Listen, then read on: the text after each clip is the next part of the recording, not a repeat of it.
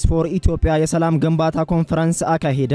ፒስ ፎር ኢትዮጵያ ከኖርዌጂያን ቤተክርስቲያን ተራድኦ ድርጅት ጋር በመተባበር የሃይማኖት መሪዎች ሚና በሰላም ግንባታና ለማህበራዊ ትስስር በሚል መሪ ቃል የሰላም ግንባታ ኮንፈረንስ ጥቅምት 18 ቀን 2018 ዓ.ም በአዲስ አበባ ቤስት ዌስተርን ሆቴል አካሂዷል። በመርሃ ግብሩ ላይም የሃይማኖት መሪዎች፣ የኖርዌጂያን ቤተክርስቲያን ተራድኦ ድርጅት ተወካዮች፣ የሰላም አምባሳደሮች፣ የሚዲያ ባለድርሻ አካላትና የተለያዩ ተቋማት ተገኝተዋል። መርሃ ግብሩን በጸሎት ፓስተር ማርቆስ ታደሰ ከፍተው የፒስ ፎር ኢትዮጵያ ዳይሬክተር አቶ አለሙ አማረ የመክፈቻ ንግግርና ተቋሙ ላለፉት 3 ዓመታት ሲሰራ ስለቆያቸው ጉዳዮች ማብራሪያ ሰጥተዋል።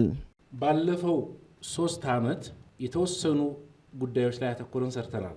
የመጀመሪያው የሃይማኖት መሪዎች ለሰላም ግንባታ ምን አስተዋጽኦ ማድረግ ይችላሉ፣ ምንስ እያደረጉ ነው የሚል አንድ ፕሮግራም አለን። ትልቅ ፕሮግራም ነው ለኛ እሱ ላይ አሁን ወደ 3ኛ ነው 4ኛ ኮንፈረንሶችን እያደረግን ነው። ለምንድን ነው የሃይማኖት መሪዎችን ቅድሚያ ሰጥተን እነሱ ጋር የምንሰራው? በእኛ ሀገር ከ99 እንግዲህ እኔ ድሮ አማኝ አልነበርኩም ማለት አማኝ ስላችሁ በሁሉም በአላህም በእግዚአብሔርም የማላምንበት ጊዜ ነበረ እና እንደኔ አይነት እንደ ድሮ አይነት ሰዎች ይኖራሉ፣ ጥቂት ሰዎች። አሁንም ግን የሚበዛው ህዝብ በፈጣሪ ያምናል፣ በእግዚአብሔር ያምናል። ስለዚህ ሃይማኖት አለው፣ የሃይማኖት መሪ አለው ማለት ነው። የሃይማኖት መሪዎችና የፖለቲካ መሪዎች አቻ አይደሉም፣ ግን ጎን ለጎን በመተባበር የሚሰሩ ናቸው። አንዱ ካንዱ ጋር አይፎካከሩም። ስለዚህ እኛ የሃይማኖት መሪዎችን ለሰላም ግንባታ ትልቅ አቅም አላቸው ብለን እናምናለን። እንደ ፒስ ፎር ኢትዮጵያ እነሱን ማዕከል ያላደረገ የሰላም ግንባታ ስራ ውጤታማ አይሆንም ብለን ነው የምናምነው። ስለዚህ የመጀመሪያው የኛ አንዱ ፕሮግራማችን እነዚህ የሰላም መሪዎች እንዲሆኑ አብሮ ከነሱ ጋር በጋራ መስራት ነው። የፒስ ፎር ኢትዮጵያ የቦርድ ሰብሳቢ አቶ ጋረደው አሰፋ ሰላም ማለት መልካም ግንኙነት ማለት ነው። የሃይማኖት መሪዎች ሰላም ሲበላሽ ሰላም ወደ ቦታው እንዲመለስና ሰላም ወደ ገዢነት ስፍራው እንዲመለስ መስራት አለብን ያሉ ሲሆን በሃይማኖት አካባቢ ያለን ወገኖች ከሰላም አንጻር ምን ሚና ይጠበቅብናል? አሁን ሀገራችንም እንደገና አብያተ ክርስቲያናቱም ያሉበትን የሰላም እጦት የሰላም ችግር እናያለን። ስለዚህ ከዚህ አንጻር እኛ ድምጽ መሆን አንችልም ወይ፣ እኛ እንደ ባለሙያ መስራት አንችልም ወይ የሚለውን ነገር ለመመካከር ነው በዋናነት የተገናኘ ነው። እንዳልኩት በተለይ ለክርስቲያኖች በእግዚአብሔር መንግስት ውስጥ ላለን ሰላም የማንነታችን ጉዳይ ነው። ኢየሱስም የሰጠን ሰላሙን ነው። ስለዚህ ኢየሱስ ሰላሙን ከሰጠን ይህንን ሰላም እንዴት ነው ለሌሎች የምናስተላልፈው? በዚህ ሰላም ማንነት እንዴት ነው የምንመላለሰው የሚለውን ነገር ለማሳሰብ ነው በዋናነት ማለት ነው። እንዳያችሁት በዚህ የተጋበዙት የተጠሩት ሰዎች የሃይማኖት መሪዎች ብቻ ሳይሆን እውቀት ነክ ወይም ደግሞ ፕሮፌሽናል የሆኑ የሃይማኖት አባቶች፣ ባለሙያዎች ጭምር ነው። ስለዚህ ከተለመደው ለየት ይላል ማለት ነው። መጋቢዎች ብቻ ሳይሆኑ እንደገና ከሰላም አንጻር ወይም እድል ያላቸው መጋቢዎች፣ የቤተክርስቲያን መሪዎች ብቻ ሳይሆን እድል ያላቸው የቤተክርስቲያን መሪዎችን የተጠሩት ይሄ ከቤተክርስቲያን ከውስጥ ጉዳይ እስከ አገር ድረስ ያለውን ላይ ድምጽ ማሰማት የሚችሉ ሰዎች ናቸው። ከዚህ አንጻር እነዚህን ሰዎች አነሳስተን አነቃቅተን ሰላምን በሰላማዊ መንገድ እንዲመጣና ሰዎች ከጦርነት ይልቅ ሰላምን እንዲያስቡ ሌላውን ጎድቶ ውጤት ከማምጣት ይልቅ ተደጋግፎ ተጠቃቅሞ ውጤት በማምጣት እንደገና ደግሞ ድምጽ ለሌላቸው በሰላም እጦት ለሚሰቃዩት ወገኖች የሰላም ድምጽም እንዲሆኑ ነው።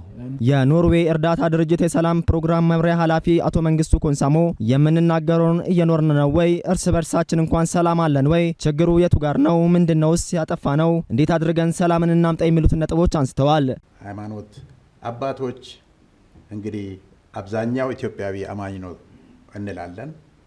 አማኝ በሆነበት ሀገር ይሄ ነው ሰላማዊ ቦታ፣ ይሄ ነው መልካም ቦታ የምንለው ነገር ኢቭን ዊዝን ሃይማኖት ተቋማት መካከል ራሱ ይሄ ሰላማዊ ነው ብለን የምንለው ቦታ ለምንድን ነው የጠፋው?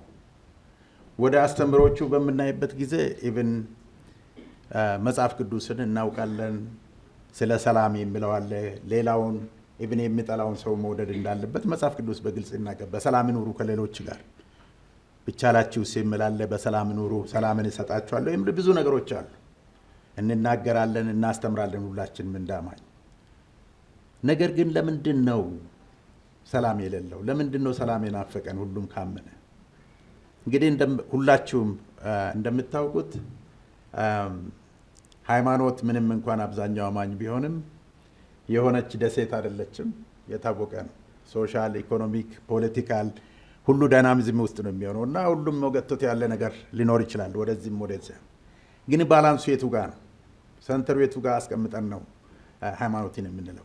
እኔ አውቃለሁ መሬት ላይ በምንወርድበት ጊዜ ሰሞኑን ራሱ በየገጠሩ እየዞርን ያለ ነውና ታች ያሉ ሃይማኖት አባቶች የሚከፍሉት ዋጋ ማንም ያልሰማው ማንም ያላዳመጠው፣ ነገር ግን ምናልባት የሚያመልኩት አምላካቸው ብቻ የሚያውቀው ይሆናል። ራሳቸውን ለጥይት ራሳቸውን የሰጧል። ለማን?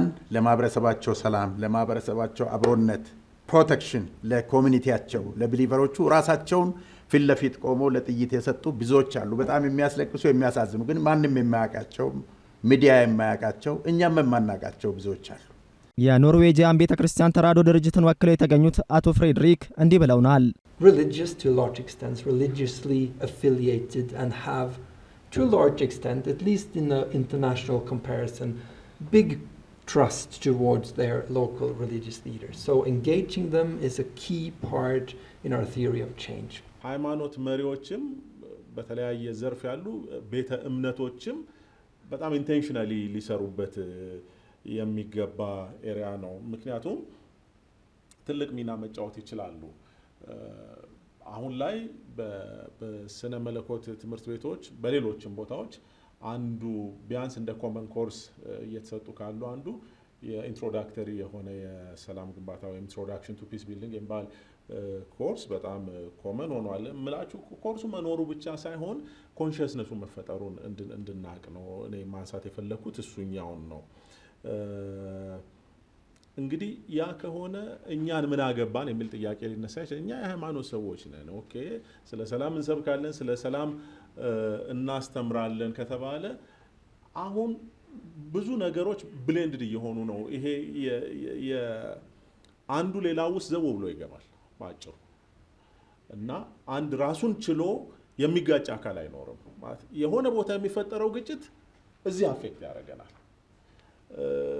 ከተማ ውስጥ አገሪቱ ላይ ያለው ትሬንድ ቤተክርስቲያንን ይመለከታታል። ቤተክርስቲያን ውስጥ ያሉ ሰዎች ደግሞ ውጭም ይወጣሉ።